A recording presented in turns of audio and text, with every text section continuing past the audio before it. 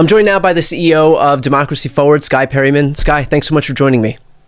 Great to be here.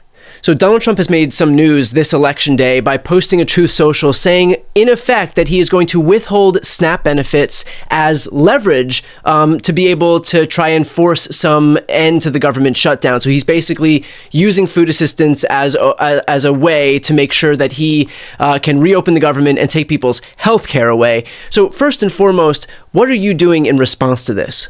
Well, we're the ones that are representing at Democracy Forward. We are representing so many clients on a case that secured a court order that made it clear that the president could not deprive people of their SNAP benefits. And so that was the court order that came out on Friday, and then a written order over the weekend.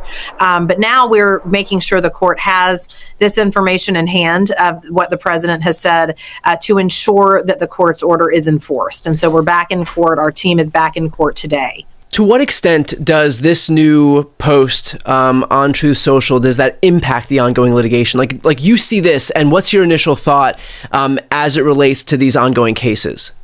Well, as it relates to the cases, it's clear, the president doesn't get to ignore what the court said, and the court made it very clear that the benefits had to be paid, and they needed to be paid expeditiously, because when you were talking about people's ability to access essential nutrition, this is not something that can wait while the administration drags its feet.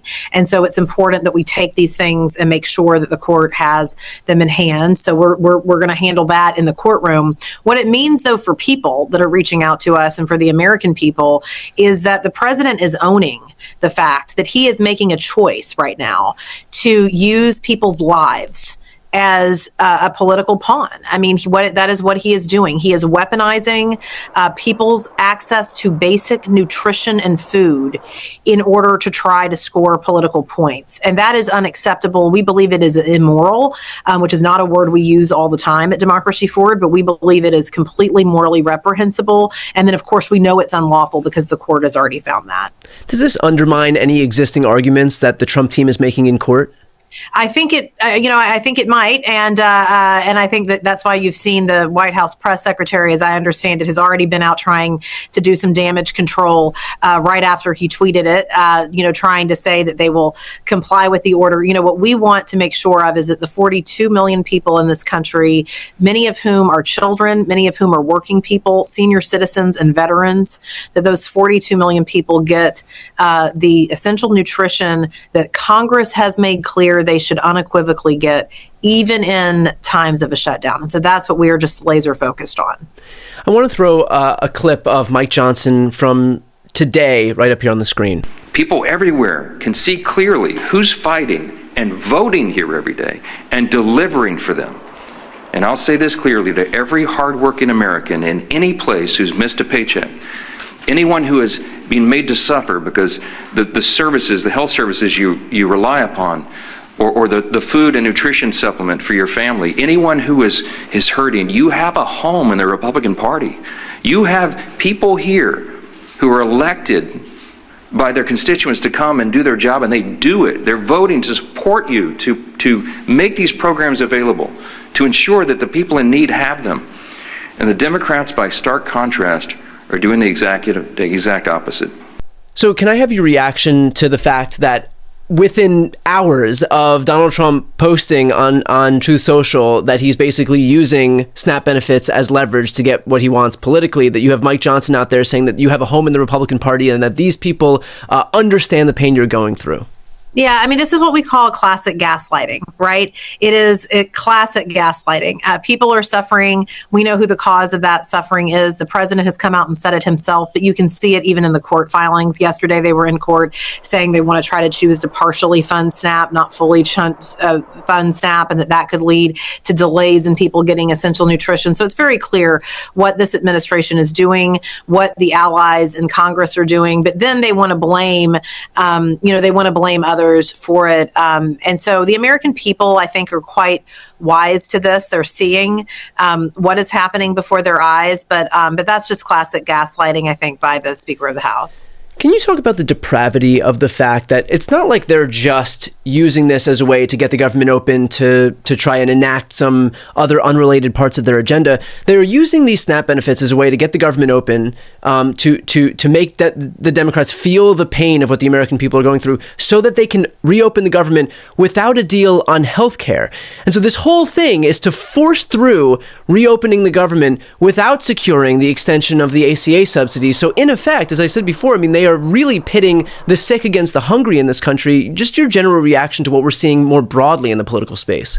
Yeah, I mean, this is the overreach of this administration and the overreach of this Congress, and the American people are seeing it. And so you have the president going to extremes, putting military in the streets, doing any number of things, decimating the East Wing of the White House, doing any number of things to try to get the news cycle off of the fact that they are, they're hitting people where it hurts, and they're doing it intentionally.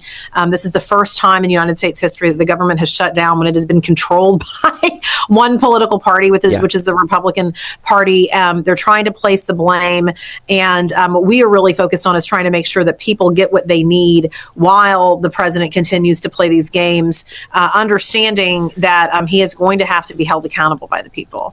You know, one excuse that Republicans are putting forward is this idea that there's a lot of abuse in the Supplemental Nutrition Assistance Program. And by the way, this is what they say for every program. It's just rife with abuse. We can't have Medicaid because there's too much abuse. We can't have Medicare. We can't have Social Security. Everything is just too much abuse. There's been no prosecutions for any of this stuff, no fraud prosecution for any of this stuff, but apparently the whole system is just rife with fraud. Can you explain a little bit of what we're talking about as it relates to SNAP? What are these people getting that Republicans are trying to claim is just a system rife with abuse, or that people are trying to get rich off of SNAP?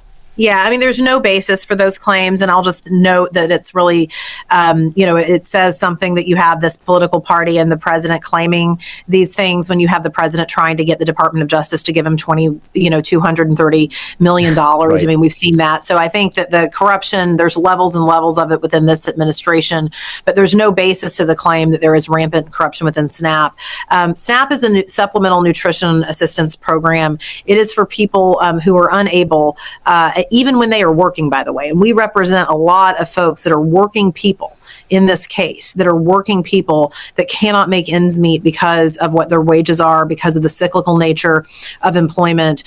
SNAP enables people to be able to get some assistance in order to buy food and essentials. It is administered through the federal government. It is something that all Americans of all different backgrounds, Americans of all different beliefs, people that vote Republican, people that vote Democrat, people that don't vote at all, folks that live in big cities, people that live in small towns. It is something that, is available to everyone, and 42 million Americans, including millions of children, senior citizens, working people, as well as our veterans, rely on SNAP. And so it's really baseless, the claims that are being made. And again, it's also just particularly ironic, I think, when you see the corruption that we've seen in this administration. The Center for American Progress just recently put up, a website where you can see how the Trump family is enriching itself during the time that he is in office. You have the president asking the Department of Justice to cut hundreds of millions of dollars of checks to him personally. And yet what they want to come after is an assistance program that has been supported in a bipartisan fashion and that is used by millions of Americans across the country. Yeah, 1 in 8 Americans, and we're talking on average based on the most recent data from May of 2025.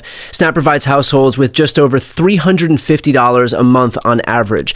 Right. So this is not some if $350, right? Yeah, right. So on average, $350. That's $187 per person per month. I mean, if anybody watching can try to imagine surviving on $187 per person per month, I mean, just truly impossible. And the notion that this system is some way for people to undermine the system and get rich, while at the same time, to your exact point, we've got Donald Trump trying to pilfer the Treasury to the tune of $230 million, which is to say nothing of the fact that he's spending his time rebuilding, building a $350 million ballroom, that he's encrusting the Oval Office with gold, that he's retrofitting The Gatsby party in Mar-a-Lago. Hosting a Gatsby party, retrofitting to the tune of $1 billion, a jet that he got from Qatar, buying Gulfstream jets for Kristi Noem to the tune of $172 million. So example after example after example, the audacity of this Republican Party